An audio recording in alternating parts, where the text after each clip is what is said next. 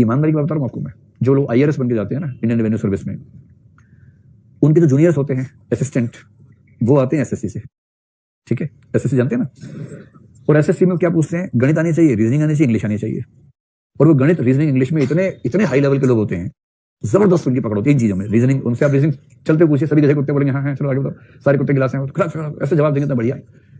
और वो बनते हैं रेवेन्यू में असिस्टेंट।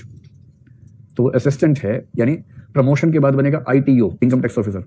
और ITO लंबी प्रमोशन के बाद बनेगा assistant commissioner of income tax, जो कि आप बनेंगे ज्वाइनिंग के दिन, ACIT।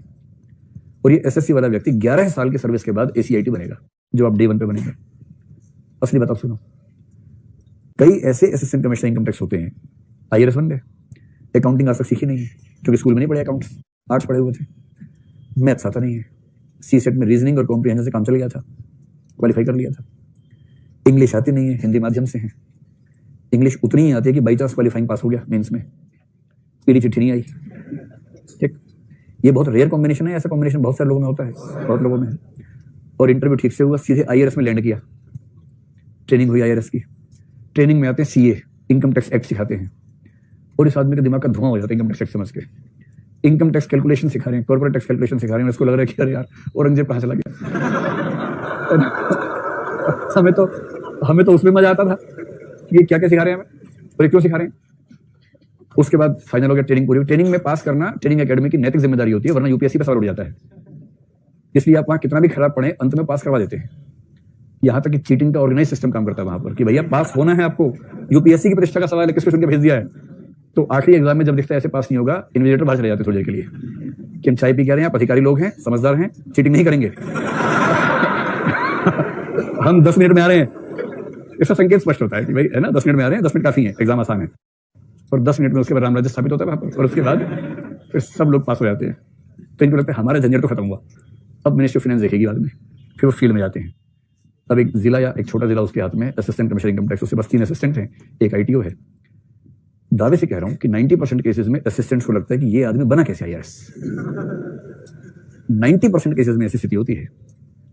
मतलब IRS ऐसे भी तो IIT वाला था और IAS एग्जाम दिया, IRS हो गया, जब वो बन गया तो ऐसे होता है, प्रभु आप आए IRS बन गया, तो प्रभु वाले मूड में रहते हैं। कोई ह्यूमैनिटीज वाला, हिंदी माध्यम वाला पहुंच जाए वहां, जिसको मैथ्स के नाम से भूत आता हो जिसको, फिर देखिए असिस्टेंट्स को धीरे धीरे क्या होता है, काम सारे असिस्टेंट करते हैं। कोई काम है सर बोलते हैं, अरे भाई तो सब देख लो क्या है ये, कुछ इंग्लिश में लिखा, आप देखो क्या लिखा है। इसका टैक्स कैलकुलेट करना जरा, कैसे करते हो तुम लोग यार, कैसे करते हो। इसको लगता है कि हम तो जैसे करते हैं, तू आया कैसे यहाँ पर, तू यहाँ पहुंचे कैसे, ये हालत हो जाती है। और उसके बाद जब केस की सुनवाई, भाई साहब जज भी तो है। असिस्टेंट कमिश्नर होने का मतलब है कि आप जज हैं। जज का मतलब इनकम टैक्स या GST के मामलों में आप जिस भी सर्विस में हैं, उसके केसेस आपके पास आएंगे। किसी पे आपने भेजा, एक पत्र भेजा कि आपका टैक्स ठीक नहीं लग रहा हमें, तो डिस्कशन करनी होगी, केस कर दिया, वो आदमी आया, उसने वकील भेजा अपना, वो वकील LLB प्लस CA है। आमतौर पर टैक्सेशन के वकील CA प्लस LLB होते हैं। वो वकील है, वो पिछले 10, 20, 25 साल से इनकम टैक्स के केसेस देख रहा है। इनकम टैक्स एक्ट उसको पूरा रटा हुआ है, वो देखता नहीं है, वो सीधे पेज नंबर बोलता है, पेज नंबर है, चौथी लाइन दूसरा शब्द, ऐसे बोलता है, और सारा इंग्लिश में बोलता है। सामने जज साहब बैठे हैं, जज साहब ने इनकम टैक्स ठीक से पढ़ा, क्योंकि एकेडमी में वो बाकी कामों में व्यस्त थे। अंग्रेजी ठीक से आती नहीं, कैलकुलेशन करनी आती नहीं है। कोई बोल दे 3000 का 20% तो 5 मिनट रुपया, 3000 3 0 गुणा 20/100, 2 0 यहां से कटी, 30 गुणा 20 600, 2-2.5 मिनट के बाद बोले हाँ 600 आगे बताओ। आप समझ रहे हैं कि जो वकील सामने खड़ा है, इधर दूसरा वकील खड़ा हुआ है, 2-3 असिस्टेंट खड़े हैं। वकील असिस्टेंट को देख के पूछ रहे हैं क्या ये, तो हमें क्या पता कौन है आ गया। क्या करेगा। अगर आप चाहते हैं कि आप IRS बन के ऐसी छवि लेके जिए, तो ऐसी जिंदगी जीने से अच्छा आदमी मर जाए। ये जीना भी कोई जीना लल्लू, जीवन तो थोड़ा सुंदर होना चाहिए ना। इसलिए भाई ठीक से समझिए इस बात को, इन चीजों को तरह गौण मत मानिए, इन स्किल्स को ठीक से इंप्रूव करें। खैर।